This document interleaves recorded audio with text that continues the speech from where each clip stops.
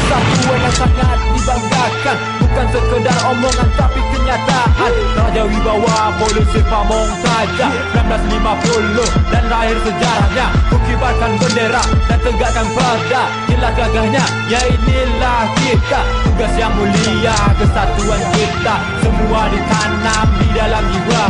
Bukan basoka, granat juga, tanpa senjata untuk melaksanakannya. Ini buat wanita menjadi tergoda, menantu idaman Polisi Pamong Praja. Anggota diapelkan untuk cek kelengkapan yang melalaikan di